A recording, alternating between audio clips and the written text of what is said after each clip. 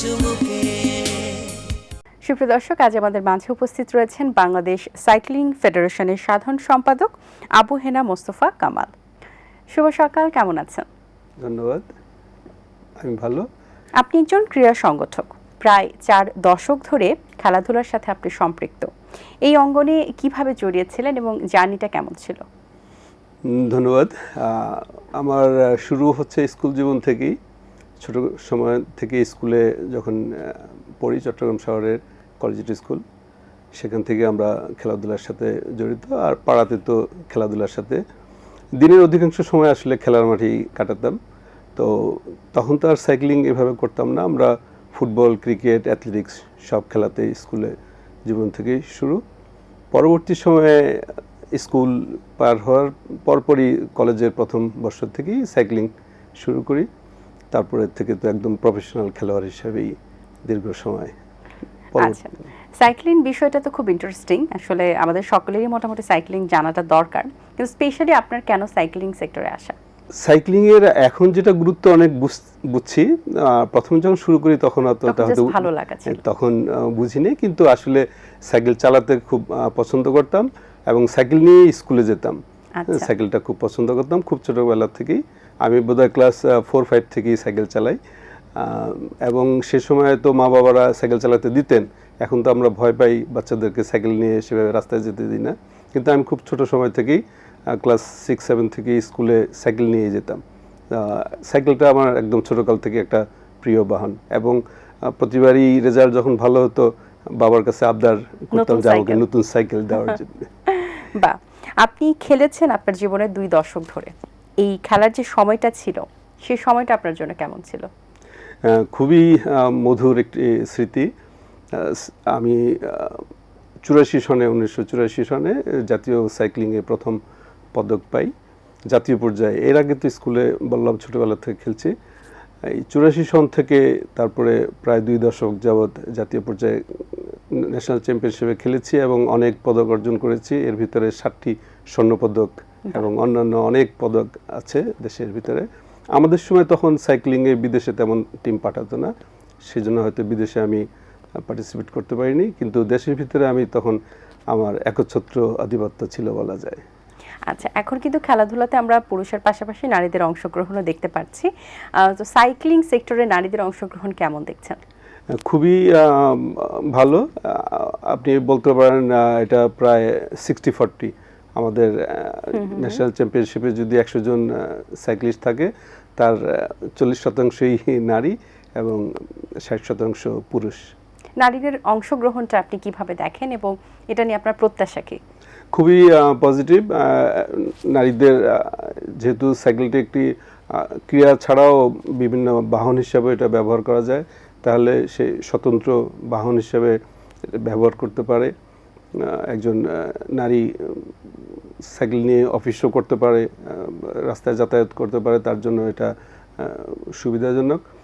আর প্রতিযোগিতার ক্ষেত্রে আসলে আমরা পুরুষরা বাইরের দেশের সাথে কম্পিটিশনে যেভাবে মানে সহজে আমরা পারি না, কিন্তু নারীদের ক্ষেত্রে এই সুযোগটা অনেক বেশি, যার ফলে আমরা যদি একটু প্যাট্রোনাইজ করতে পারি নারীদেরকে, আমাদের এই ক্ষেত্রেই আমাদের সম্ভাবনা বেশি। আচ্ছা, এবং আমরা জানি যে আপনি খেলোয়াড়ি জীবন শেষ করে পরবর্তীতে আপনি ক্রীড়া অর্গানাইজার হিসেবে এখন নিজের নাম লিখিয়েছেন। তো এই যে পথ চলাটা খেলার শেষ হওয়ার পরে, তখন এই পরে জার্নিটা আপনার জন্য কেমন ছিল? ধন্যবাদ।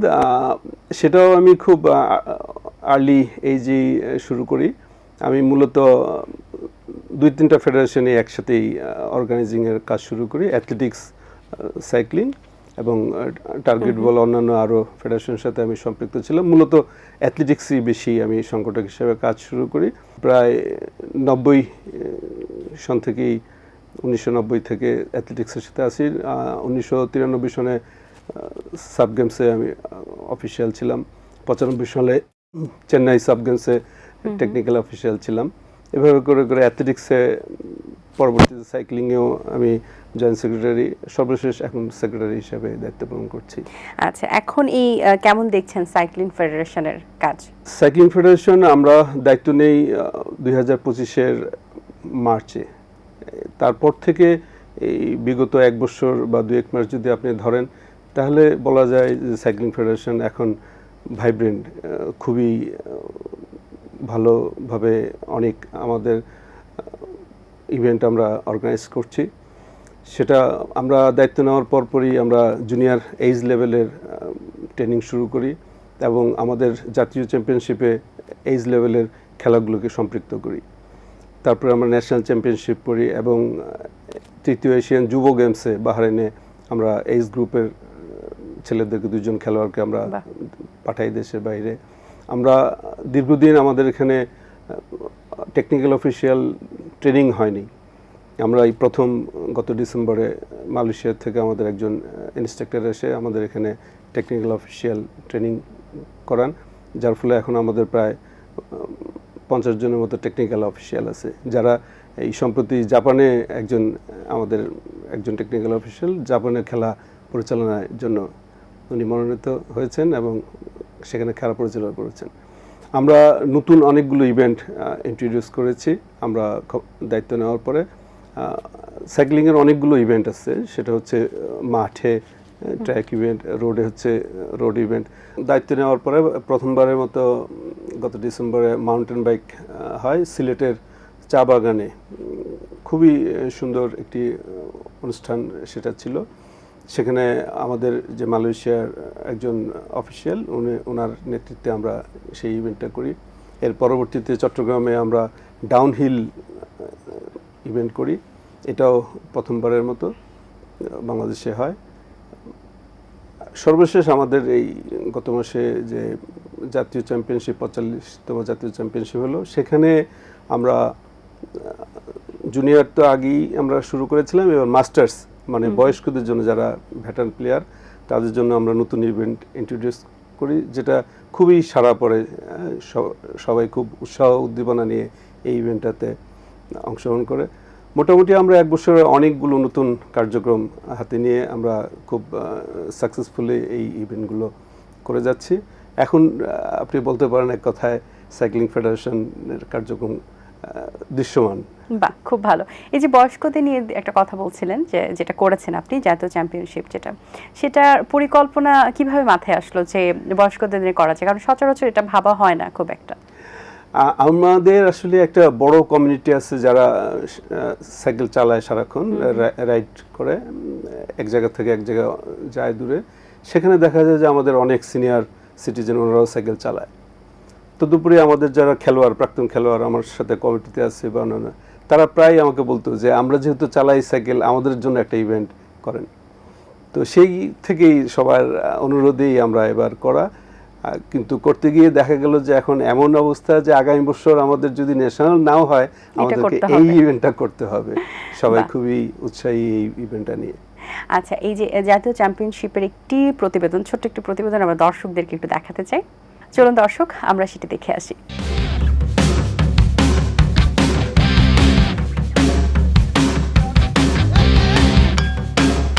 দেশের অন্যতম বৃহৎ ক্রীড়া আয়োজন ৪৫তম জাতীয় সাইক্লিং প্রতিযোগিতা এবারও উৎসব মুখর পরিবেশে অনুষ্ঠিত হয়েছে।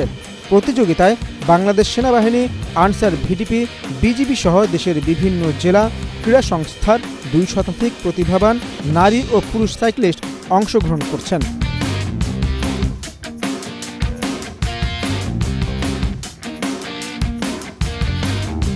প্রতিযোগিতার উদ্বোধন করেন যুব ও ক্রীড়া প্রতিমন্ত্রী আমিনুল হক। এ সময় উপস্থিত ছিলেন বাংলাদেশ সাইক্লিং ফেডারেশনের সভাপতি সাইফুল ইসলাম ও সাধারণ সম্পাদক আবু হেনা মোস্তফা কামাল। উদ্বোধনী বক্তৃতায় আমিনুল হক বলেন, ছেলে এবং মেয়েরা দেশের ক্রীড়াঙ্গনকে এগিয়ে নিয়ে যাবে। আগামীর বাংলাদেশের ক্রীড়াঙ্গনকে সর্বোচ্চ গুরুত্ব দিয়ে আমরা ইতিমধ্যে আমাদের কার্যক্রম শুরু করেছি এবং আপনারা ইতিমধ্যে বেশ কিছু কার্যক্রম দৃশ্যমান দেখেছেন যে ভবিষ্যৎ বাংলাদেশের ক্রীড়াঙ্গনের একজন প্রতীক হিসেবে তারা জাতীয় বীর হিসেবে নিজেদেরকে প্রতিষ্ঠিত করার লক্ষ্য নিয়ে যেভাবে কাজ করছে, যেভাবে খেলাধুলা শুরু করেছে, আমি আশা করি আমাদের ছেলে এবং মেয়েরা তারা সমানভাবে একইভাবে বাংলাদেশের ক্রীড়াঙ্গনকে এগিয়ে নিয়ে যাবে। এ সময় যুব ও ক্রীড়া প্রতিমন্ত্রী সারা দেশের জেলা স্টেডিয়ামের চারপাশে ওয়াকওয়ের পাশাপাশি সাইক্লিস্টদের জন্য লেন করার ঘোষণা দেন। জাতীয় স্টেডিয়াম এবং পূর্বাচল 300 ফিটে জমজমাট আয়োজনে সারা দেশ থেকে আগত সাইক্লিস্টদের মধ্যে ব্যাপক উৎসাহ উদ্দীপনা লক্ষ্য করা গেছে। প্রথম দিনে 3টি ইভেন্ট অনুষ্ঠিত হয়েছে।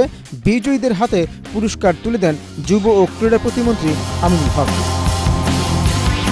আলহামদুলিল্লাহ ভালো, দীর্ঘ 2 বছর আমাদের ট্রেনিং চলছে, অনেক কঠোর পরিশ্রমের পর এই পজিশন আসছে, আমি আসলে আনন্দিত। বাংলাদেশে ক্রিকেট ফুটবলের মতো যদি সাইক্লিংটাকে যদি ফোকাসে আনা হতো, তাহলে আমাদের মতো যারা ক্ষুদ্র যারা সাইক্লিস্ট আছে তারাও কিন্তু উদ্বুদ্ধ হইতো সাইক্লিংয়ের প্রতি। না, আসলে আমাদের সাইক্লিংটা হচ্ছে বাংলাদেশে খুব একটা অবহেলিত স্পোর্টস থেকে গেছে এখনো পর্যন্ত। আমার বাংলাদেশ স্বাধীন হয়েছে এখন প্রায় 50 বছর তো পার হয়ে গেছে অলরেডি। তো এখনো পর্যন্ত মানে সাইক্লিংয়ের জন্য এরকম কোনো ট্র্যাক নাই ইনডোর সাইক্লিং জন্য। এবারের আয়োজনে ফেডারেশন অভূতপূর্ব সাফল্য দেখিয়েছে। অত্যাধুনিক টেকনোলজির ব্যবহার এবারের প্রতিযোগিতায় ভিন্ন মাত্রা যোগ হয়েছে। আমাদের এবারের প্রতিযোগিতায় আমরা সীমিত সম্পদের মধ্যেও চেষ্টা করেছি কিছু আধুনিক ডিজিটাল সিস্টেম চালু করার জন্য। আমাদের এবারে এই প্রথমবারের মতো বাংলাদেশে চিপ টাইমিং আমরা সাইক্লিংয়ে শুরু করেছি। এবারই প্রথম বাংলাদেশ সাইক্লিং ফেডারেশন জিরো ট্রাফিকে উৎসবমুখর পরিবেশে নানা সমস্যার মধ্যেও সফলতার সাথে এগিয়ে যেতে চায় বাংলাদেশ সাইক্লিং ফেডারেশনের সাধারণ সম্পাদক আবু হেনা মোস্তফা কামাল।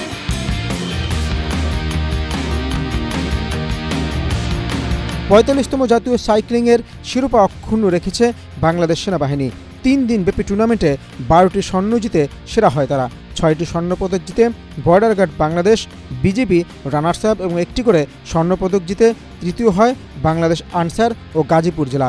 জাতীয় স্টেডিয়ামে অনুষ্ঠিত 3 দিনব্যাপী এবারের আসরে প্রায় 23টি ইভেন্টে 22 দলের 224 জন পুরুষ ও মহিলা সাইক্লিস্ট অংশ নেন।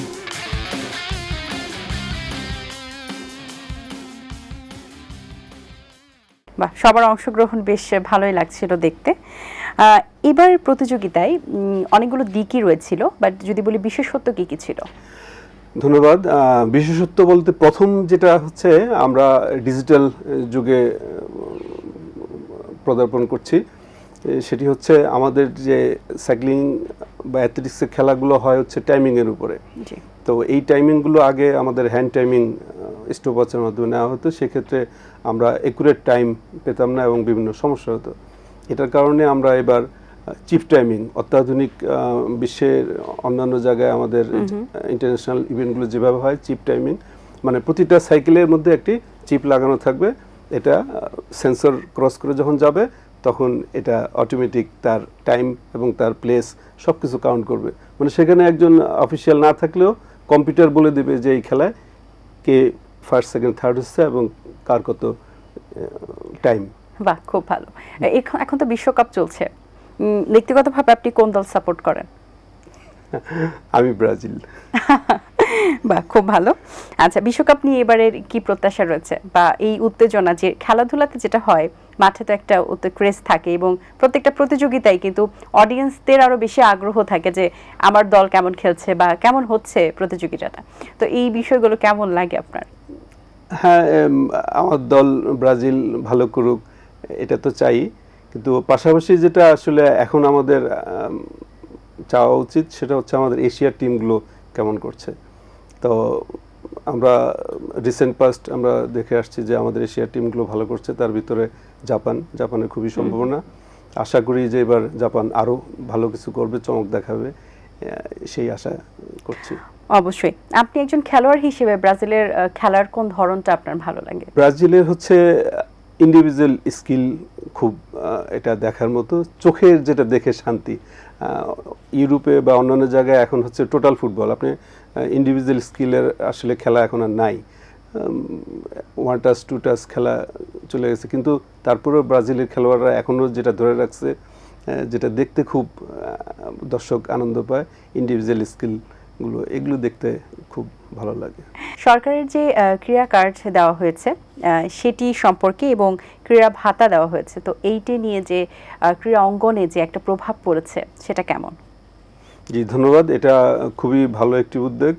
আমরা যখন খেলাধুলা করেছি আসলে আমাদের খেলার পরবর্তীতে খেলোয়াড়দের দেখা যায় যে আর্থিক সমস্যা হয়, তার পরিবার যেহেতু সে লেখাপড়া করে অন্য কোনো চাকরি করতে পারে না, অন্য কোনো চাকরির দিকে মনোযোগ দিতে পারে না, সেক্ষেত্রে অবসর জীবনে তার খুব কষ্টে পড়তে হয়। কিন্তু এখন যদি এভাবে সে একটা বেতন আওতায় আসে, একজন খেলোয়াড়ের পরিবার, যেটা আমাদের স্লোগান, পরিবার একটা ভরসা পাবে, ইটস গুড। এবং এটার পাশাপাশি হচ্ছে তাকে দেখে আবার অন্যরাও উৎসাহিত হবে। এটা খুবই ভালো একটি উদ্যোগ। কিন্তু আসলে আমাদের তো সীমিত সম্পদ, আমাদের দেশ গরিব। আমাদের ফেডারেশনের মাত্র 4 জনকে দেওয়া হয়েছে। তো এটা হয়তো আস্তে আস্তে বাড়বে, ইটস গুড। এই উদ্যোগটা ভালো। আরও বেশি করে যদি পায়, আরও বেশি বেশি খেলোয়াড় যখন পাবে, তখন আরও ভালো হবে। জি, অসংখ্য ধন্যবাদ আপনাকে, ভালো লেগেছে কথা বলে। শুভকামনা রইল, ভালো থাকবেন। ধন্যবাদ আপনাকে। দর্শক, আশা করছি আজ ভালো লেগেছে। আজ এই পর্যন্ত, দেখা হবে আগামী পর্বে। সেই পর্যন্ত ভালো থাকবেন, সুস্থ থাকবেন, ইটিন বাংলার সাথেই থাকবেন। সকলকে আল্লাহ হাফেজ। দিন আসে দিন যায়, সময়টা চলে যায়, তবু আছি এই বেশ ভালো। জীবনটা রঙময়, যেভাবেই হওয়া চাই, নয় কভু সাদা কালো।